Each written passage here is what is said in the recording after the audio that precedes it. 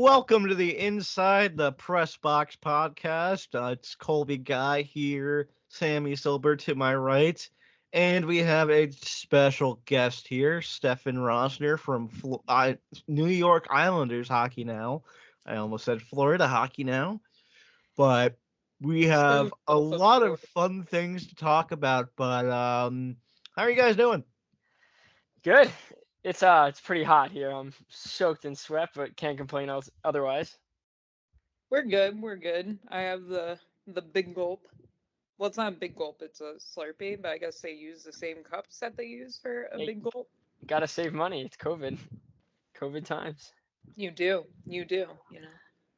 But yeah, enjoying a Slurpee. It's pretty hot out. Yeah, it's death. Death today. You guys are talking about pretty hot out, and I am literally in Florida. Yeah, but you're not. Well, I mean, I don't know. Is it deathly hot there today? It always is. yeah. Well, we all can't be Colby Guy, can we? Yeah, yeah, exactly. Yeah. It's 83 degrees here, and it feels like 95. So I never check the temperature or weather when I leave. I just kind of vibe with whatever's going on yeah, outside. I mean, there's nothing you can do to control it. So might as well just go with it. It feels like 97 right now, according to my Yeah. weather app outside. Yeah, I yeah, haven't stepped foot outside, but I don't think I'm going to deal with that today. yeah. I think that's for another day. Yeah, dog. You have to go outside all the time. It's great. So we're just going to start off the episode kind of talking about what we've been up to during the off season and what it's like being a reporter during the off season. And I mean, we kind of already alluded to it. I live in Florida, so I don't go outside during the off season because it's hotter than hell. So why don't you guys talk about what you guys have going on?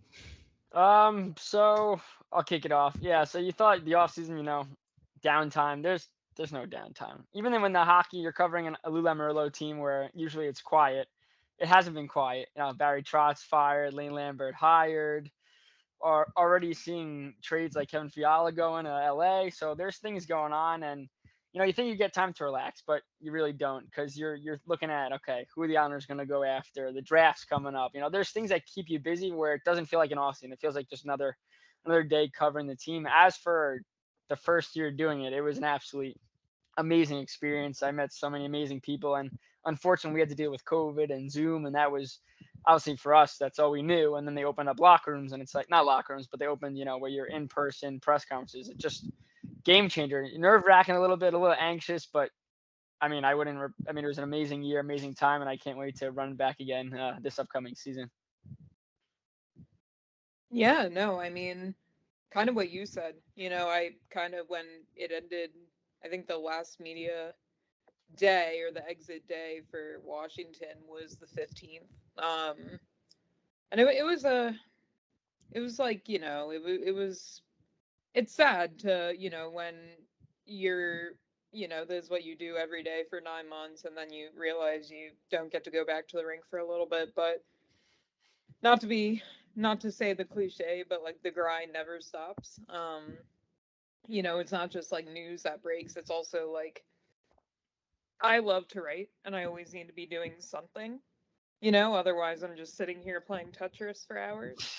And or what Colby knows, like I play a lot of Xbox and there's like this game where you can mow lawns. Oh, So I've heard of it. Yeah. yeah, so like I do that, but like I can't just sit there and like mow lawns all day, like Yeah. for virtual people. So like so basically the summer is also a fun opportunity because it pushes you to challenge yourself a little bit, right? And it also gives you the opportunity to look in a bigger lens of like, okay, I'm not just gonna report news or lie back on news or fall back on news rather, not lie back on news, but you know what I mean. Like I'm gonna do analysis, I'm gonna look ahead to the season, because something that I enjoy so much about this job is like you get to connect with fans, you get to connect with the platform, right? And you get to tell stories and give them content. I'm sure it's sad at the end of the season for fans too, because they're like not going to be able to go back to the rink for months, or they're not going to see anything. So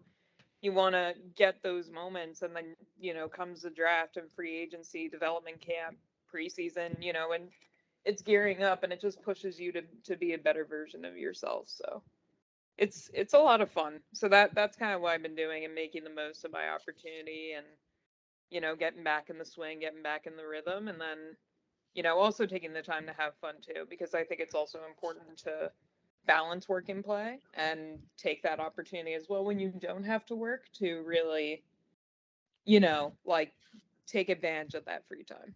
It's hard to do that. I find It is. myself like not relaxing because during the season it's you start game one or preseason whatever, and then it's like, all right, it's a marathon, and then when you finally finish the year, you don't know how to not work every day and write every day. Like over the summer, do you have to write an article every day? No, because again, like you said, you're doing more bigger picture pieces, more, more analysis. It might take you a couple, like I'm in the works of an article that I've been working on for like 3 days, just because, I mean, there's no point in rushing it. It doesn't need to be out. It's not like breaking news. It's like deep analysis. So you feel like, all right, take the time. Today, I was like, you know what? I'm going to clean out my car and clean out my room and just like not write, because again, you need that mental break or go out. I mean, we have a July 4th weekend coming up, partying galore. So, you got to take advantage of that time, because I feel like we'll all look back in a couple years and go, what we did grind and it got us where we wanted to get to, but like you got to enjoy the time off. I mean, all the players and stuff, they usually, after the season ends, they go away for like 2 weeks. They go to these obviously incredible Caribbean islands or wherever they go, because they need to mentally take a break, because it's just, again, you have to force yourself to go away from everything. Like probably the best thing to do would be unplug your computer, but in our age, our generation, you can't really do that. No, never. Yeah. Never. Yeah. So, I mean, I kind of feel a similar way. Like, for me, I came into this a little bit differently because for the last few months before I started, I was covering FAU football, FAU baseball. I was a full-time college student.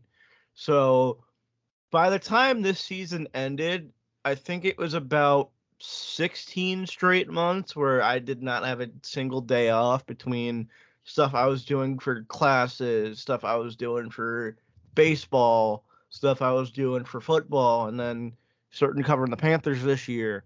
So I didn't have a day off for about 16 months, and I had a lot of pretty bad things happen before that I've talked about here and there. I'm probably not going to get into it here, but after all that, after like getting a few articles out here and there, I really did need some time to really figure out where my brain was at and take a breather here and there. So I did take this past week off, or I wouldn't even call it a week because I just did the links today. But between last Saturday and today, I didn't write anything. So, and I'm afforded that luxury of a second seat with George right now. So it gave me the luxury to take some time off. But good Lord, it's been a crazy last few months for me.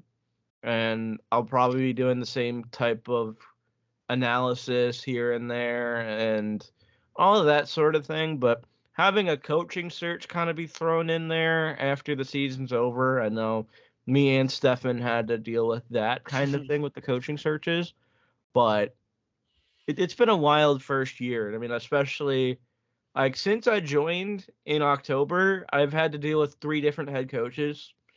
And Yeah, you had a little bit of a cruddy situation down there in Florida. yeah, like week 2 on the job, we had Joel Quenneville get tied up in the Kyle Beach sexual assault allegations, which for someone who was a victim of sexual assault to have to be thrown into that situation where it's week 2 on the job, all of a sudden the guy you're talking to every day is thrown into that situation. That was a bit of a tough one to deal with, and I was lucky to be surrounded by people who could let me know how to handle it, because coming in, literally just turned 20, for second week on the job, you see that happen. It's not the most fun thing in the world, but all things considered, everything went really well after that, so can't really complain. Yeah, and we call it work too, and of course, it's a grind. It's our jobs. But like, it's great. Like, if this is what we get to do for the rest of our life, covering a team, going to the rink every day, doing this, like, yes, it's work, and we do have deadlines, and there's a lot of pressure, especially when you have like three or four other guys that write on like the Islanders beat, and you're not competing because you're not competing with them. But again, it's getting information out quickly, breaking those stories, getting those right questions. Like, it is stressful. But at the end of the day, you look back, especially in the off season, you go, this is what I get to do for work. This is amazing. Like, we all grew up hockey fans or fans of the team. Maybe we're not fans of the team we're covering now. We're not going to ever admit that. We can't legally. But like, just being around hockey players and coaches and being close and having that interaction, building those relationships. Like, if you told me like 15 years ago, like, hey, you'll be doing that, I wouldn't believe you. So it's like we could complain often about the job because again, it's stressful as can be, especially when you don't get a break, especially when COVID had certain rules and regulations that made our jobs even tougher. At the end of the day, like, I remember I was writing a story till like 2 a.m, and then I finally finished, and I was like, I love this job. Like, I didn't feel like it was work. Yeah, I wanted to get it done, but it's just like there's a lot of other things I could be doing where I won't be having as much fun and like truly enjoying it. And honestly, like at the end of the season, if you can look back and you have a few stories that you're extremely proud of, where you got some pretty good someone's story out. Like Yeah. for me, the one I did with the Palm Beach Post on Claude Giroux and his decision to go to the Panthers, like that one is probably an all-timer for me, where I got to talk to some people from different teams and really nail down that story and get a good one. And then another one I did was on Mason Marchment and his relationship with his dad and him coming out of San Jose and making his first appearance in San Jose last year. Like those are the types of stories that you really enjoy writing, and mentally it's really good to look at that at the end of the season and be like, I really did something here. And But before we get to the next point, I just want to share, like, with the Islanders, especially all the deaths that happened, and like you felt like of course I wasn't around to see any of those guys play, whether it be Bossy, Gillies, Gene Potvin. Like, I wasn't around. My dad was. I could talk to other people about it. But so when Clark Gillies died, as someone that's has to write a story about a player that I mean, of course, so much about, but you didn't get to live that. That was really you got to nail this story. I remember I was up until like 5 a.m. because I'm like, I need to get this right. Because again, I'm not, I'm writing it for the fans that got to see him play. So what I did was, I had a lot of fans like, hey, share a memory of Gillies, whatever. So I included that in the story. But stories like that, where you're bringing a fan base together, you're trying to remember a great player. Like, I mean, again, you never want to see death. And the Islanders, we dealt with that 3 times, 4 times, if you include a player that wasn't like that prominent. So pieces like that, where you go back and you get comments like, this is an excellent piece on a player you didn't really get to watch play, but you understood like the magnitude. That's really cool when like your piece or whatever helps bring a lot of people together, whether it be family or friends or just the common fan. Like stories like that, when you have again, they have to be good, because if you do a half-assed job on a piece like that, you're going to lose respect. And you don't want to do that. Like, you're honoring that player. So that was one of the pieces where I look back and go, that was awesome. Again, not fun to write, but seeing how much Clark Gillies meant to everyone and to these fans, and how he changed lives for people he had no idea that he never even met. Just incredible. Yeah, and I think that something that I love to do every single morning is get up and write. It means the absolute world to me. Also, I relocated because my dog was being crazy. So apologies for the quick change in location, but no, I mean, something that I want to do when I write is like, I try never to, I hate saying half-ass but like I put, I want to like put my heart and soul into everything that I write, because it is such a passion. It is a livelihood. And it's something that like I'll even think of like money. I don't think of certain things when it comes to this job. I think about like my passion, my love for it, and getting to talk to players and connect with them is so special, because like on the ice, fans can be critical. Fans can be like, oh, like so and so, I don't like the way they play or whatever, but they're people. And you get to know them firsthand. And like one of my favorite stories this season was talking to Kuznetsov, and he like went on the ultimate revenge tour this past season. And it was awesome to write about. And he was like, well, I'm not afraid to speak my mind or say what's on my mind. And that's something that like he loves about himself. And so like in those moments where I'm talking to players, like I'm like, oh my goodness, this is going to be great. Let me put this whole experience into words as best as I can. It is unacceptable in my eyes if you have a great interview not to give that to the fans, because you're the one talking to them, like you're the one who experienced that conversation. Somebody wasn't standing next to you, you know what I mean? So like those one-on-ones are something that I'm so thankful for and so blessed to do. Yeah, for sure. Yeah. And I want to go back to a point that Stefan made where it's illegal to show that you're a fan of your team, but I don't really see this one guy I saw on Twitter getting arrested. Did you guys happen to see the writer from the Denver Post celebrating with the Stanley Cup with a cigar in his mouth? Yeah, I did. I got a lot of stuff for that on social media. And listen, if you are a fan, take the picture, enjoy your time. You don't have to post it. Like, you have the picture for your memory behind closed doors. No one else was gonna post it but you.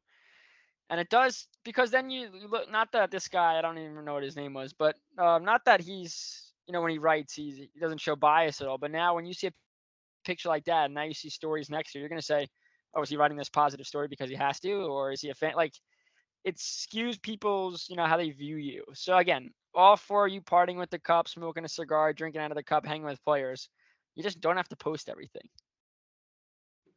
Yeah, no, I mean, I remember when the Caps, my first season ever, covering in person was when the Capitals won the Stanley Cup. And that first season, just seeing, and I grew up with the Caps, I grew up in the DMV and experienced all that fun stuff. And to see your childhood team in your first year covering the team go all the way, and you see the players, the core that you grew up with, win it all for the first time. Like, I had never experienced that at all. Yeah. Seeing any of my teams go the distance. But as a journalist, it is very important to be objective, right? Because you're doing your job by the fans. You're doing it for the people, for the public. And so, and I would see, what I mean? Like, I would be near the Stanley Cup all the time. I feel like, after they won, the cup came back to DC, and I was in, Capital One Arena for the team photo, and got to stand on the ice and was right next to it, and I, of course, like in my wildest dreams, like, what I mean, as a kid, of course you want to like run up. And I was like, I just turned 21, which like isn't a kid per se, but when you're first year like covering and you're like the baby in the press box in like a metaphorical sense, I guess, like you want, of course, like there's part of your childhood who wants to like run up and like kiss the cup or like, what I mean, but like, like, what I mean, you're covering, you're reporting, and also like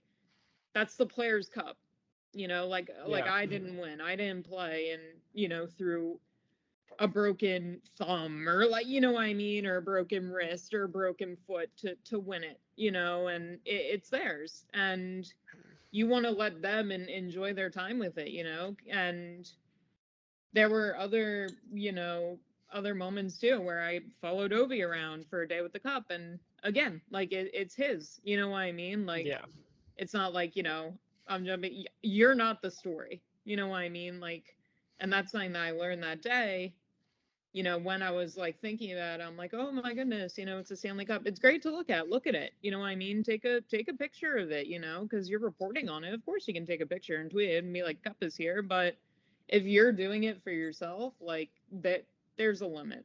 Do it behind, closed doors, and you can enjoy the moment, but like don't let that interfere with your job.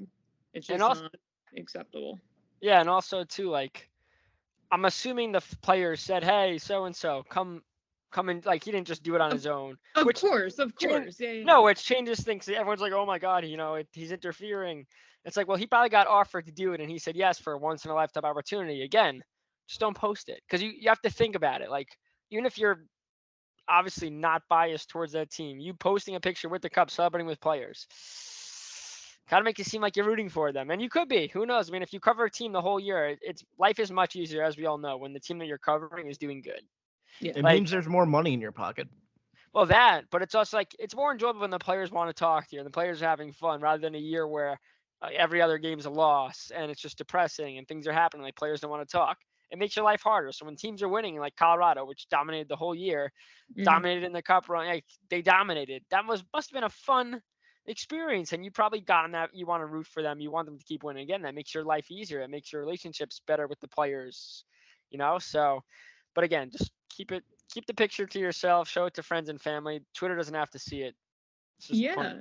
No, and I think that also, like, something that you said too, like, especially like when you work with those players and you talk to them, and they're nice guys. Like, I always tell people when they ask me, like, I've never met a mean hockey player. Like, the same thing. They're nice guys. I've never met. They're down to earth. They're humble. You know what I mean? And they want to win. And so, of course, like, you're gonna like talking to them. You're gonna love going to the rink every day. You know what I mean? You're gonna be happy for them when they succeed because they're good people. Of course you're gonna be happy for a good person. That's human nature, right? It's not like any, like, evil intention emotion. It's like we're people, you know what I mean? Like, journalists aren't robots. Like, I'm not saying, be a robot or whatever. There's ethics, but also, like, of course you're going to be happy for them. You know what I mean? It's a human instinct. Of course you're going to enjoy when a good person has a good thing happen to them. Like, and yeah, like that, of course, like, have fun, go have fun, but just know how it's going to impact your image and your work, right? And you do it for the people, and that's the most important thing in the end. All right. Under any circumstance, would you take a picture with the cup like that? And what would the circumstance be? I would take the picture. I'm just not going to be dumb enough to post it. Like, just, of course, you want that memory, especially if you build a relationship with a player and the player, like, I think it was Landeskog in that picture, was like waving you on. I'm like, come on, like, yeah. And again, you were invited to do that. So of course, if you have that relationship with the players, go enjoy it and take the picture. It's great, but, like, don't give your phone to random people and don't let them open Twitter and don't post it. But I have no problem taking the picture. Again, you grinded it, not as much as the players, but you covering the team, you grinded, you were part of that run. You felt a part of that team. Maybe you weren't on the ice, but, and it depends too. There's some reporters that work for the team, like they're in-house reporters that they don't have, like, I know the Devils don't really have coverage on, like, local papers and stuff. Like, their team reporter is their reporter. It's like her, if the Devils were to win the cup, her parting with the cup, no problem with that. Like, she works for the team, she covers the team, that's her job. But if you're an outside person covering the team, take the picture. Just be smart, because we're in a world where you get judged for every little thing you do, right or wrong. And even if you were not biased at all and you just like, hey, I got invited to this thing, I want to do it, you're automatically going to be looked at as someone who's not impartial. So I think, yeah, take the picture, have a blast. Just don't be stupid about it. Yeah, no, I mean, I think definitely, like, if the players and PR, I respect PR like nobody else. They're fantastic people. Their main goal is to look out for you and to help you. Yeah. And if they were like, yeah, absolutely, go take a picture with it, or if they were like, you know what, don't, you listen to them. It's at their discretion, right? So I think that's something that I would really look out for. Is doing it with the blessing of PR, doing it with the blessing of the players. It's not like I'm gonna, their backs are turned, I'm gonna run up to the cup and hug it, and you know what I mean, which I've seen. I've seen firsthand. I've seen people do it, and you know what I mean, it makes you look a little bit, sorry, it makes you look like a little bit like, what's going on here, and it's yeah, I mean, with the blessing and PR and with that, and of course, because you were there, through the season covering you, but you didn't play for it again, and so yeah, I mean, that's the long but short answer that I would give. We worked too hard to create a credibility for ourselves to have one picture just destroy years of, again, building that reputation. So I would only do it under one scenario. If I was covering the team for 20, 30, 40 years, and I was going to retire at the end of the year, and the team I covered was going to win the cup, I would go up there, cigar in mouth, do the whole thing, and post it, and that would be the last thing I ever do before I get a log cabin up in the mountains and never talk to anyone again. Yeah, but how are you gonna wait though? What if you don't? What I mean, it's never guaranteed that the team you cover is gonna win again. Well, Why are you if gonna I'm wait ready to till? retire and it doesn't happen, then I don't do it. But if it's my last year and the team I cover just happens to win the cup and I get waved in, I'll do it and then retire to a log cabin in the mountains. All right. Fair enough. All right. Well, I think we should also close out with a press box story. Oh boy. Yeah. All right. So I traveled a couple times this year, and this is really why you guys wanted me on, because this story is just absurd. It's like a movie. We wanted you on because you're awesome. Okay. I appreciate it. Yeah. We didn't just ask you here for the story. Yeah. So I went up to Buffalo. My brother lives up there. He graduated from school. And he has a full-time job up there, and I said, you know what? Might as well kill two birds with one stone. Go cover the Islanders Saber game and go see him. So night before my trip, so excited, packed, go to sleep early, get up, look at the app right before I'm about to leave, and I look and I see that my flight leaves in like 40 minutes. I completely botched the time. So yeah, I'm on my way to the airport, looking at the clock like I'm gonna miss my flight. This is not how I expected my first road trip to go, but I'm gonna miss this flight. So on our way, I think I was taking JetBlue at the time. I get to the JetBlue gate with like 15 minutes, and in my head I'm thinking I'm not making this. So we buy right on that spot, right at the airport. I buy another. There's a flight in like an hour and a half to Buffalo using Delta. Quickly, I change my flights, buy new flights, get on the plane. Plane's delayed, so I miss morning skate. I was supposed to try to get there in time for morning skate, and then the game. It was that day. I was flying day of. Again, I would never do that again. So I miss morning skate. It is what it is. I get off the plane. I'm on the Zoom call in the airport, but I can't ask a question because the airport's, ridiculously loud. So I missed that. Whatever. I'm in a bad mood. I get to my brother's house. A couple hours later, go to the rink, and we went up through like a big elevator before the game started. And during the game, that elevator is not running. So after the first intermission, after first period, my brother went to the game. So I went down to visit him, and that elevator was not running to get back up to the press box. And the minutes are ticking down between the first and second, the start of the second. I'm like, I'm going to miss the start of the period. So I go to security and I say, hey, how do I get back up to the press box? I get sent in one direction, get sent in another. No elevator will take me up to the press box. And I hear the players and everyone cheering. The second period's about to begin. And I'm like, this is ridiculous. So finally, I find a security. He goes, go up these stairs. That's the press box stairs. I'm like, thank you so much. It's been like 20 minutes. The period started. Get to the top of the stairs. It's locked. I go back down 2 flights of stairs. Say, hey, the door's locked. He goes, all right, don't worry about it. Let me radio up to the top of the stairs. No one's answering. Andrew Gross, who covers the Islanders for Newsday, I text him and I go, I'm locked out of the press box. Can you help me? He goes, where are you? And for some reason in that moment, I thought me texting him saying behind a door would really do the trick and solve all problems. And I sent the text and I go, how on earth is, so I just start banging. About like 5 minutes later, I hear someone coming. Andrew opens the door and he goes, how did you get here? And I'm like, I have no idea. So I get back up to the press box. It is what it is. The game ends. And then even after the game, Andrew has his daughters up there. I think his daughter's visiting her boyfriend. We're like, hey, let's go out to this restaurant, meet us there. So my brother, we get in the car, we go to park, we go to walk into the restaurant. I try to open the door to the restaurant, it's locked. And I see the waitress, or like the hostess. I'm like, she goes, we're closed. Andrew had got in there like a minute earlier, and he sat down, but door was locked for us. They had just closed. The next morning on a flight home, and that was my first trip ever traveling, and it was a nightmare. Looking back, we can laugh about it now because I did survive the trip, but from missing the flight to start to everything that went wrong, it was just again, you're already nervous for your first time traveling to cover a game. I mean, I've been on flights before. It wasn't the issue at all, but just everything that could go wrong did. Again, lucky I can laugh about it now, but what a nightmare that would have been if I couldn't get another flight, couldn't get up there. It would have just been, it would have been a moment I would have hoped to forget. So when you were at the restaurant, Andrew didn't think of telling the waitress that you were with him?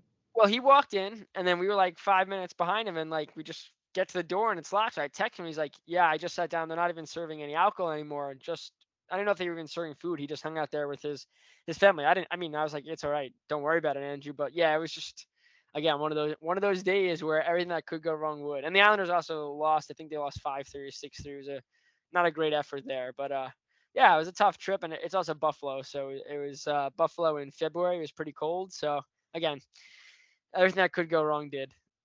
Yeah, but sometimes those moments are the good, in hindsight, the good moments, because they make you some of our challenges make us stronger. Oh, I will never Yeah. travel day of ever again. I'll make sure to Yep. double check everything. And yeah, I'll look at restaurant times as well in the local area. That way I know when I'm leaving. Because again, we stay after we have stuff to do. I'll look at and make sure like, okay, that restaurant's open till 1. Because we're not out of there for a 7 o'clock game. I usually don't leave till like 10:30, 11ish, and then you go out for drinks or whatever you do afterwards. But yeah, I definitely realized pay attention to detail, because if I mean, God forbid, I had family home that could drive me quickly to the airport or figure out, hey, like, relax, we'll find a new flight. If I was by myself, I don't know, I probably would have just broken down and got into fetal position. I have a good story about traveling day of, actually, and Sammy's a part of this one, actually. This was the story of how I traveled to DC in 24 hours for Game 6. So I had a 6 a.m. flight going to DC for Game 6 of the playoffs, leaving day of. That didn't really have any issues. I got on the flight just fine, landed in DC, got enough time to go from the metro to the arena for morning skate, and actually had like an hour to get a cup of coffee and dust myself off from the lack of sleep I had the night before. So getting there was fine, and I had enough time to kind of explore the city and get some lunch, wait till puck drop. But the real story happens after the game's over. The Panthers had just won their first playoff series in 26 years. And usually, you'd say after the Capitals win, there's a couple places that would be open a little bit later. Right, Sammy? So I have a few hours to kill because I have a flight leaving at 7 o'clock the next day to get back to Florida. And the one bar near the stadium was already closed because they were all kind of sad about the Capitals losing, so no one was going to that place. So I ended up just sitting in the sports book in Capital One Arena for about an hour or so before they closed that place up. And then I go to another bar nearby for a little bit and before they close up. And all of a sudden I'm out on the street at like 2:30 in the morning with nowhere to go until 6 o'clock. And so I decided to order an Uber to IHOP near the airport in Virginia so I can get food and wait it out till my flight. But while I'm waiting there, first off, there's this guy on the street who just starts making chicken noises like, "Baka, baka, baka, baka." So I'm standing there waiting for my Uber as this homeless guy is making the worst chicken impression I've ever heard. I think my chicken impression that I just made was at least 10 times better than that guy's chicken impression. I couldn't have done it that bad. But I get on the Uber, I get to the IHOP, and the IHOP is closed in the dining room. They're only taking takeout orders after 11 p.m. So I decide to cut my losses. I don't even order the takeout IHOP, which is kind of dumb, because I hadn't have eaten except for like the chicken sandwich that I had with the cinnamon bun that I had like half of before I threw out because it tasted like cardboard and it would have given me a heart attack. So I didn't eat anything. I just decided to sit outside of a Five Guys for about an hour before I went to the airport. Wound up sleeping outside the airport for like an hour, working on a story, sleeping again, and then accidentally deleting a paragraph on the story I was working on when I woke up, and then I got on my flight. All right, so it's not the most climactic story, but I thought it was fun enough to share. I can't imagine. I just again, Yeah. it's one of you just got to learn from it, move forward. I mean, ugh, at least you didn't even get to eat IHOP. That's kind of the most disappointing part of the story. Yeah. Like when you commit to going to IHOP, it's like, all right, I'm going to IHOP. I might as well get a pancake, and then you don't even get a pancake, and it's just that upsets me. Yeah, like I already bought the Uber, and then I'm like, I'm not gonna pay for my pancake and then eat it at the airport. I'm like, I went to IHOP, so I have somewhere to be. Perks of the job. Perks of the job. Yeah. All right. Well, that was awesome. Thank you guys so much. This was an absolute blast. Yeah, this was a ton of fun. Thank you guys for having me. Yeah. All right. So we'll see you next time on Inside the Press Box.